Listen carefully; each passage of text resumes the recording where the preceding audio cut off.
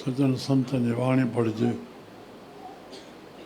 उन्हनि खे जेके प्रभु करायो आहे, जेके मन में उन्हनि धारण कयो आहे, उहा ई वाणी मुख में ॿोली थो। सतगुर जो सुमत सची, मुंहिंजे मन मंदर में अची। सतगुर जो सुमत सची, हाँ प्रेम प्रकाशी। सतगुर जो सुमत सची, मुंहिंजे मन मंदर में। सतगुर जो सुमत सची, मुंहिंजे मन हा हा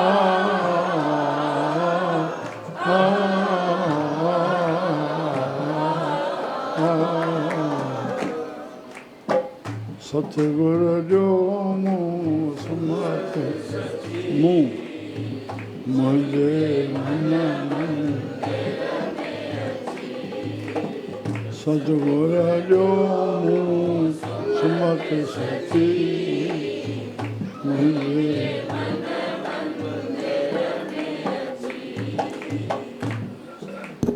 सतगुरु जो दर ईंदो तरी त घुरंदो त कीअं अचे। श्रद्धा सां सत्संग करियां,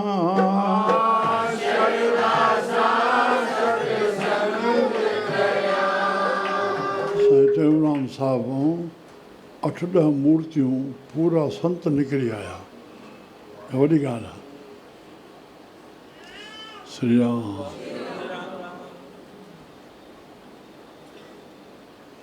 स्वामी नारायण ॿुधो आहे नालो, अक्षरधाम दिल्ली वारो स्वामी नारायण। असां त कराची में स्वामी नारायण मंदरु आहे, उन्हनि जो ई आहे। सिर्फ़ु एतिरो ॿुधांसि भाई गुजरातियुनि जो आहे, उहे गुजराती हुया। श्री राम उनजी फिल्म ॾिठोसीं, उहे 12 साल जा ॿुधाईंदो वञा न, 12 साल जा अयोध्या जा ईअं निकिरी पिया, ॿार थिया ईअं सरियूं में हलिया विया। अड़े हाणे हलिया विया त हलिया ई, ॿाहिरि निकितो वञी ॿाहिरि, निकितो त निकिरी आयो। अॼु वर्ड में कोई सानी न थींदो, जेका हिन मिल्कियत आहे। अरे राम राम राम, अलाए काॾो धन थो अचे, काॾो हेॾा संत। श्री राम उन में ॾेखारियो त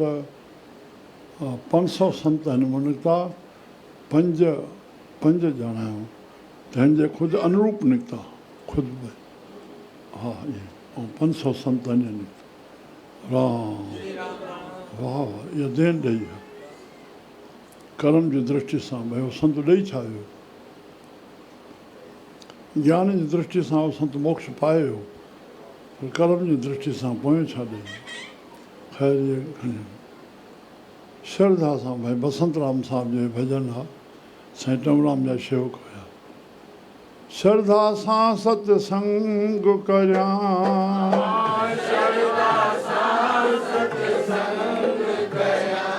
अनुरूप न हुजनि हा त टेऊंराम ग्रंथ में 720 सुफ़े ते आहे। 5 संतनि जी वाणी आहे, जीअं 5 गुरुनि जी वाणी आहे। हाणे हिन में नालो सभिनी में टेऊंराम त आहे ई सभिनी में, पर साहिबनि में मथो निशान आहे न, महिला पहला दूजा तीजा, हिन में उहो कोन्हे। ॼाण न पवंदी त वाणी टेऊंराम जा ॿिए जी आहे। जेके उन वक़्तु असुल जानकार हुया, बसि उहो बाक़ी ॿियो न ॼाणी सघंदा। श्री राम वाह वाह। श्रद्धा सां सत्संग करियां,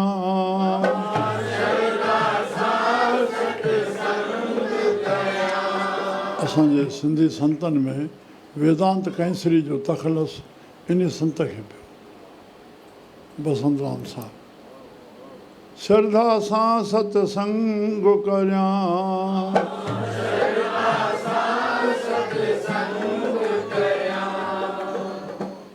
मां जॾहिं सिंध खां आयुमि 7 8 10 नाला लॻभॻि थींदा लिखियलु आहे पंहिंजो दर्शन थींदो लॻभॻि साईं करायो सम्झ में मुंहिंजे लाइ तरसियल हुया स्वामी सर्वानंद साहिब सां मिलियासीं अहिड़ी मूर्ति साईं टेऊंराम जी जाइ ते 15 ॾींहं चोड़े छॾी मां 6 जुलाई वियुमि 20 जुलाई में चोड़े छॾियो मुंहिंजे वये खां पोइ 3 महीने बाबा हरदास सां बि चोड़े छॾियो हीअं ॿुधाईंदो हुजां त तीअं साईं बसंत राम साहिब जो बि कुंभ जे मेले ते दर्शन थियो साईं जन खे थोरी चंदन प्रकाश बसंत राम पोइ उज्जैन में हेॾे चंदन प्रकाश पूना वारा हाणे अशोक जाइ थिया उनखे अधरंग झटको थी वियो तंहिं महिल दर्शन थियो मां पहुतुमि उन महिल इलाहाबाद वठी विया उते पोइ पूना वठी बसंत राम साहिब सां उज्जैन में मिलियासीं उते असां कुंभ में दर्शन थियो 83 में वियासीं साईं ब्रह्मदास साहिब उहो वञो त विदेश वियल आस्थान ते रहियासीं जॾहिं ऋषि जी शहर दयानंद वियासीं वाह वाह श्रद्धा सां सत्संग करियां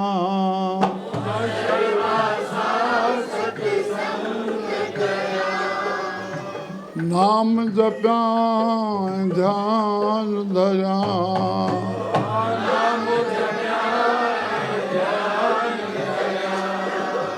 श्रद्धा सां सत्संग करियां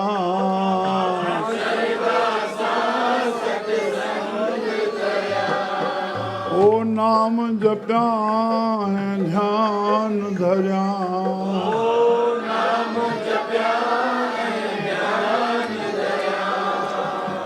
परहेज़गारी सिहत खे रखण जे लाइ कुझु परहेज़गारी करणी पवंदी न पाप विषयनि खां वञा बची पाप विषयनि खां वञा बची पाप विषयनि खां वञा बची पाप विषयनि खां मुंहिंजे मन मंदिर में हा हा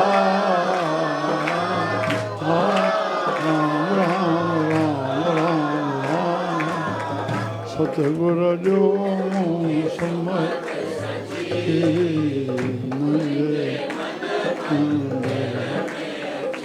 वाह वाह सतगुर जो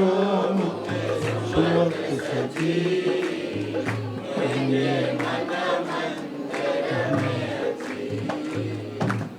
पहिरियां असांजा कन ॿुधनि था न जेका वाणी ॻाइजे थी कीअं उहा हृदय में वई वरी जे वातो निकिती मनी ॻाए थो त वणी तॾहिं न वरी पाण सां ईमानदार थियो न चवनि छा था वरी कयूं छा था ईअं न कयूं सुमत घुरूं था सुमत ते हलूं न हाणे पहिरीं सीढ़ी पहिरियों प्लेटफॉर्म ठाहियूं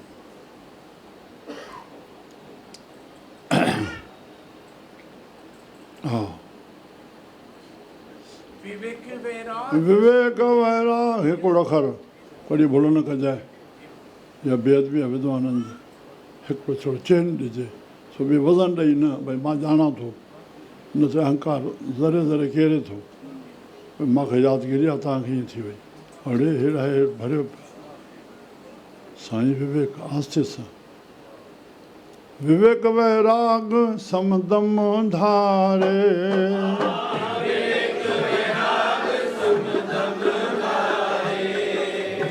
विवेक वैराग समदम धारे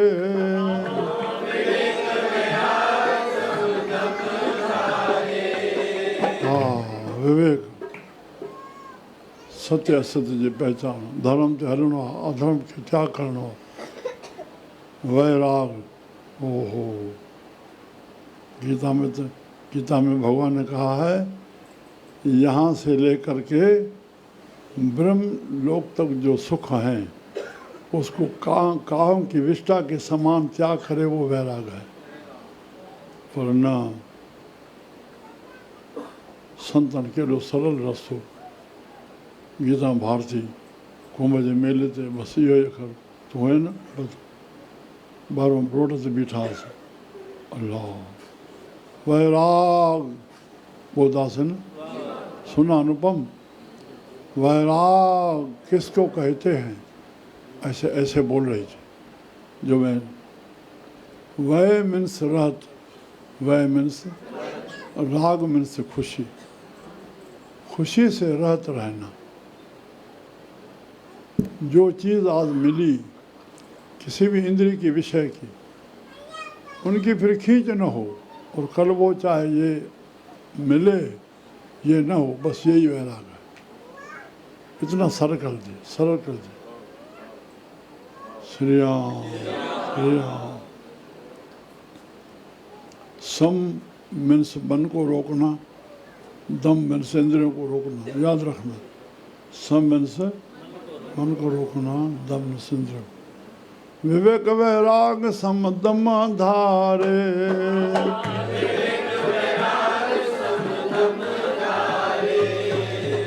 काम के रोध मद मोह खे मारे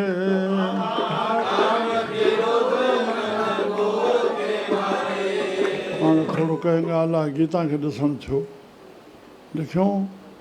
मोह रूपी वाघो सॼे संसार खे ईअं वकिड़ी बीठो आहे खाधे बीठो आहे और मोह जे करे जीव लोभ थो करे और लोभ जे करण लाइ जीव छा छा नथो करे कुझु न छॾियो अथई ये वाघूं ऐं मच्छर लोभ ऐं मोह संसार खे पकड़ी बीठा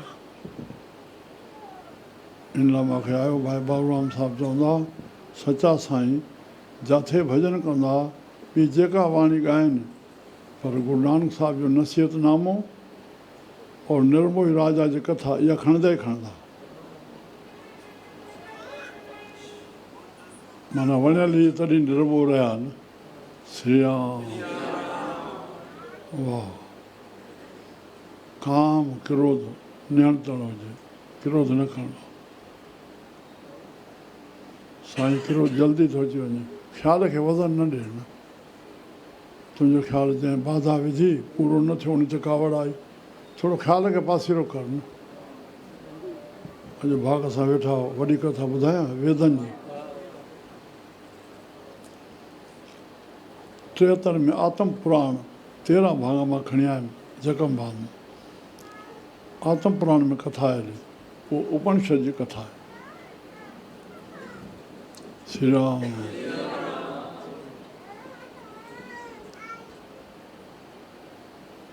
अश्वनी कुमार गुरु बिरदालक वटि विया काई कामना खणी करे कामना लिखी नथो हुन चवनि तव्हां इंद्र ॾे वञो इंद्र बि उन ऋषि जो मञींदड़ हुन कामना त जेका पूरी कई हिननि जी हथनि खे डाटे छॾी श्री राम जीअं डाटे छॾियईं त मोटे आया गुरू वटि चई असां इंद्र डाटियो आहे गुरू जी तूं आज्ञा ॾे छा था चए ध्यानु सां ॿुधो गुरू जी तूं आज्ञा ॾे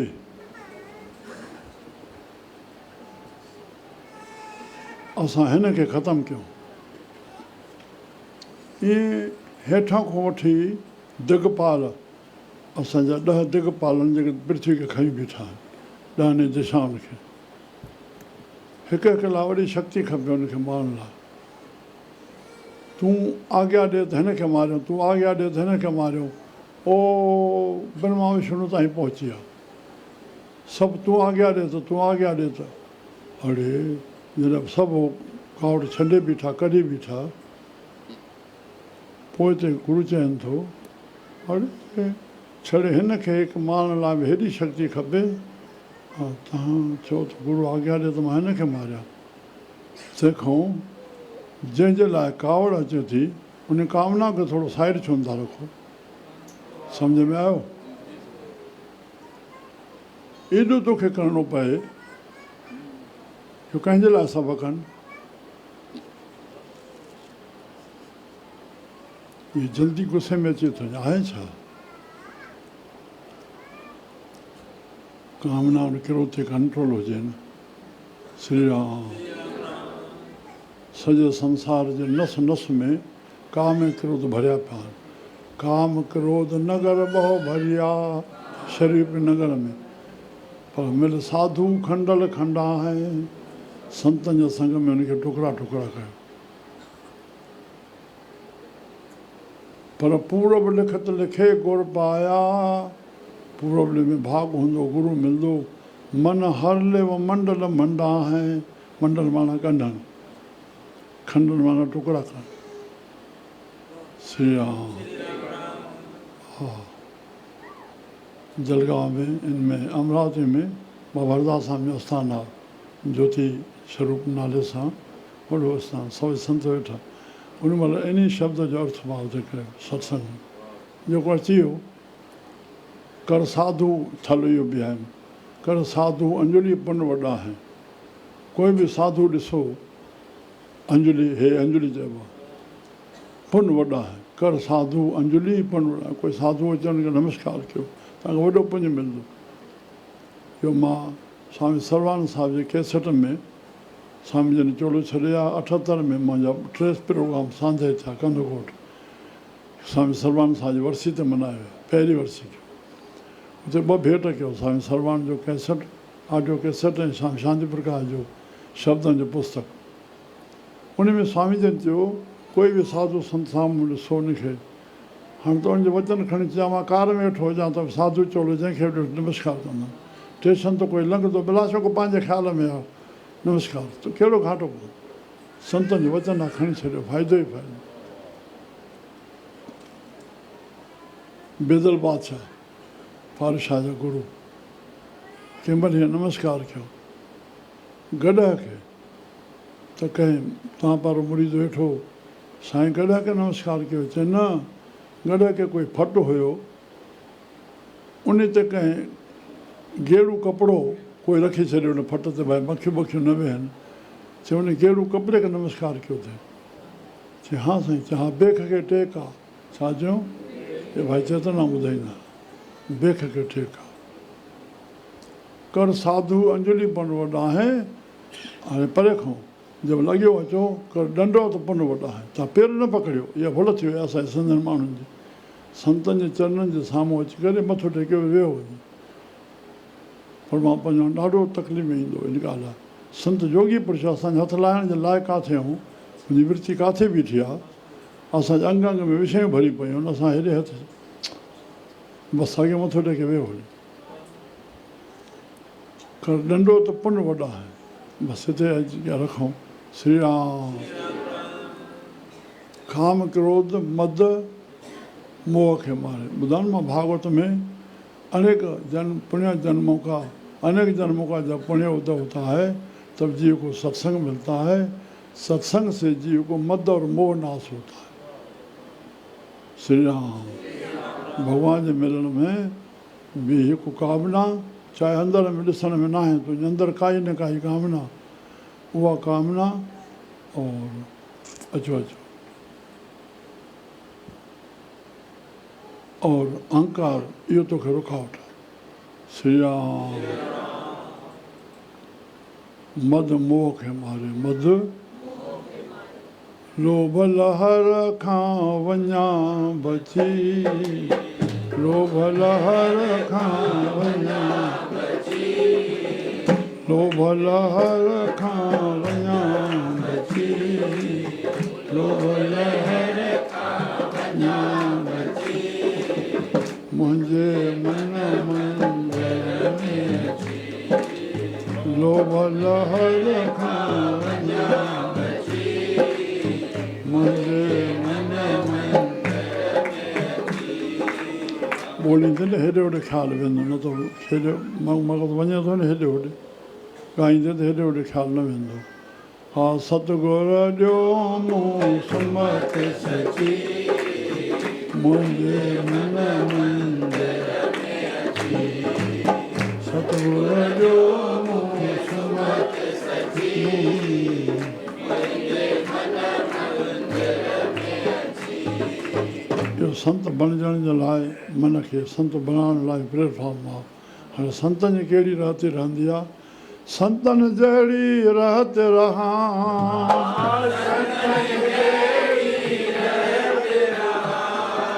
ओ संतनि जहिड़ी रहत रहां,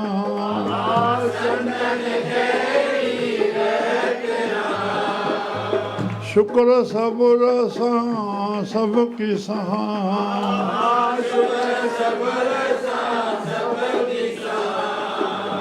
इहो त आम कहावत आहे भई आहे त शुक्र कयां, न आहे त सब्र कयां। हीअं बीबी राबिया 2.5 कलंदर थिया आहिनि, शहबाज़ कलंदर, बू अली कलंदर पानीपत में, शहबाज़ होॾे सेवण में, बीबी राबिया अधु कलंदर। पोइ फ़क़ीर शेख फरी साहिबु फ़क़ीरो पंहिंजे मन जी स्थिति ॿुधायो, जे मिलंदो आहे त शुक्र कंदा आहियूं, न मिलंदो आहे त सब्र कंदा आहियूं। हाणे त कुते में बि गुण आहे, जेको वॾो वॾो कमु आहे जेको तव्हां फ़क़ीर अड़े चए भला तूं पंहिंजे मन जी स्थिति ॿुधाए। हा चए न मिलंदो आहे त मां शुक्र कंदी आहियां, मिलंदो आहे त मां सब्र कंदी आहियां। श्री राम मिलंदो आहे त सब्र कंदी आहियां, हुन शरीर ॾिना हो ॾींदो न, महिरबानी थोरी मञणी आहे। बाणी पहले दिते रिज़्क़ संभाहा, यादि कयो, एॾी तोखे यादि कयो, ॾाढो महत्वपूर्ण आहे। पहले दिते रिज़्क़ संभाहा, पहिरियों रिज़्क़ पैदा कयो अथई, पिछे दिते जंतो पाहा। अची वियो न फ़क़ीर जी ॻाल्हि, हुन शरीर ॾिना हो ॾींदो न, नथो ॾे पंहिंजी बंदगी कराए थो, मां शुक्र कंदी आहियां। हा श्री राम शुक्र सब्र सां सबकी सहां,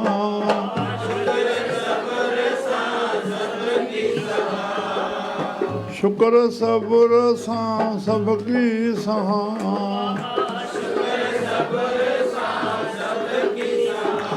पर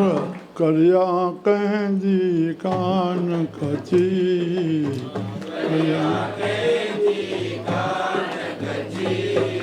साढे 8 खां जेकर वधीक न वधो, पर हिकिड़ी कथा यादि अचे फ़क़ीराणी ॿुधायां। श्री राम बीबी राबिया कीअं त उघाड़ी घुमंदी, मर्द कोई नज़र न, जॾहिं हसन फ़क़ीर आयो कपिड़ा पाता, चई छो पाता, चए जो मर्द अची वियो। हसन फ़क़ीर खे शरीयत तरीक़त मार्फत हक़ीक़त चइनी जो ज्ञान हुयो। जे करम उपासना ते डॉक्टर हरी, डॉक्टर उचंदा जे पुट गीता लिखी आहे, सूफ़ीज़म ऐं गीता, हुन में 4 ॻणियो आहे, करम पंहिंजो करम धर्म भक्ति ज्ञान, 4 ॻंढियो। उहो करम उपासना ज्ञान, हे करम धर्म भक्ति ज्ञान, शरीयत तरीक़त मार्फत हक़ीक़त। हे उते वाइज़ करे, पर वाइज़ तॾहिं करे जॾहिं बीबी राबिया अचे, मस्जिद में कीअं पुॼी, पर अचे तॾहिं न त न करे। एॾी जंहिंजी स्टेज अचानक थियो छा, कंहिं वक़्तु नहर जे कंठ तो आयो पियो, साम्हूं ॾिठईं हिकिड़ी घटना त हिकु शीदी हिकु गोरी खे बाल्टी मां खणी करे कुझु पीआरे रहियो आहे। हिन जे मन में आयो त इहो कंहिं पराई माई खे जड़ी बीठो आहे प्रेम में, हुनखे शराब पीआरे थो, हे मन में आयो। राम पर भॻवान जे रूप में हिन हसन खे चमाट हुई, गुमान न कयो, ॾाढी ॻाल्हि ॿुधण जहिड़ी।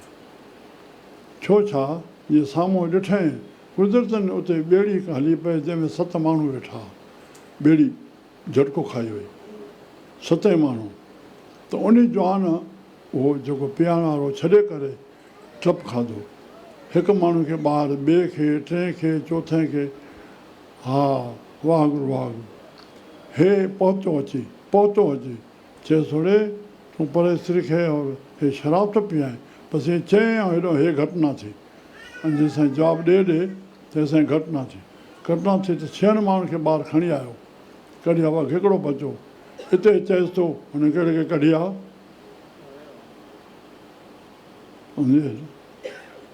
छो त हुनखे कढी आ, सभु खणी वेठो।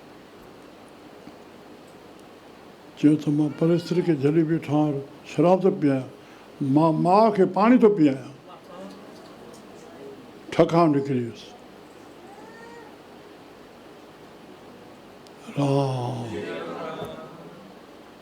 गुमान न कयो, गुमान न कयो, माफ़ी माफ़ी, गुमान न कयो, गुमान। सॼो संसार ईअं। ऐं गुमान जो नतीजो जो फल केतिरो आहे, विषम नीति में लिखियलु आहे, गुमान कयो, उहो स्टडी करण सां गुमान साबित न थिए, हुनजो सज़ा कहिड़ी आहे, चई जीअरे जलाए, एतिरी सज़ा लिखियलु आहे। बसि कंहिंखे ॿिनि खे ॾिठो न आहे, शक थियो न आहे, भेण सां सणाई थियो, हे छा था कयो पिया, वॾी बर्बादी थी पई, वॾी बर्बादी। भारत सॼो प्यार जो दुश्मन थियो पियो, कोई कंहिंसां ॻाल्हाए नथो सघे, न शक ई शक, शक, हे छा था कयो बाबा, बचायो बचायो, जेके भला थियनि, बर्बादी खां बचायो। करिया कंहिंजी कान कची, चए वचन संत वचन ॿुधाए, चए ₹1,00,000, चए जंहिंखे साईं वॾो करे उनखे वॾो करे ॾिसजांइ। चए ॿियो वचन, चए ॿियो ₹1,00,000। चए ॿुधी ते वेसाह न कजांइ, ॾिठी ते बि वीचार कजांइ। चए टियों वचन, चए 3 लख उघाड़े खे ढकजांइ। चए चोथों वचन ₹4 लख हुयसि, चए जिते सत्संग थींदो हुजे उहो विच में छॾिजांइ न, थोरो ई, चाहे 2 वचन माण्हू ॿुधियो करे पोइ चइनि हुनजो सिर बचाव कयो। चइनि कथा एतिरी आहे, श्री राम करिया कंहिंजी कान कची, मुंहिंजे मन करिया कंहिंजी कान कची, मुंहिंजे मन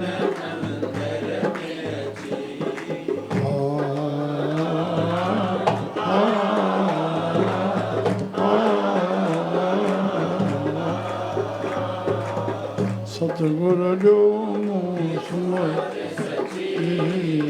मुंहिंजे मन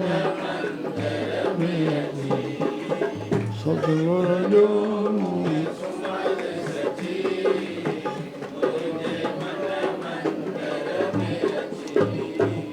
बसंत भेद में कीन फसां,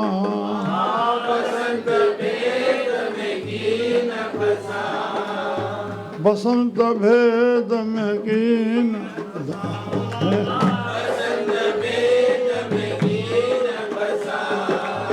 सब कह में साखी जोत पसां,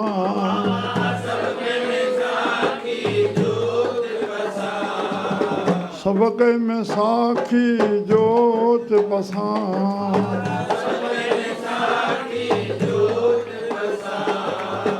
लाल रंग में वञा, लाल रंग में वञा,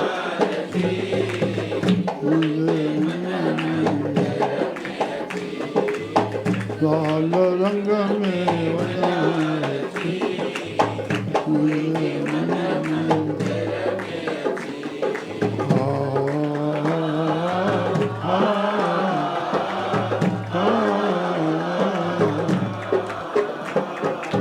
सतगुर जो मूं सुमर सची,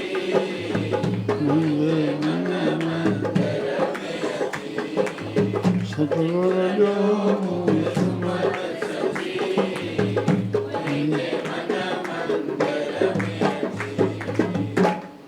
साईं टेऊंराम साहिब जा गुरु साईं आसूराम साहिब सूफ़ी घोको ठाहे ॾींदा, चिरमची शेवा, श्री राम। मुंहिंजो हिकिड़ो श्लोक आहे, जे चाहे मुक्त मिलां त तोखे ॻाल्हियूं घुरिजनि 4, हिकु अहद जो अलस्त जो सो पिरनि सां पार, ॿियो मौत खे यादि कर, मना कीन विसार टियों गुण ॾिसज पंहिंजा बेजा कीम वीचार चौथो जेके चङायूं करी से दिलि तां छॾिज डार त आंसू आख़िरकार जनम तो सफलो कयो आंसू आख़िरकार जनम तो सफलो कयो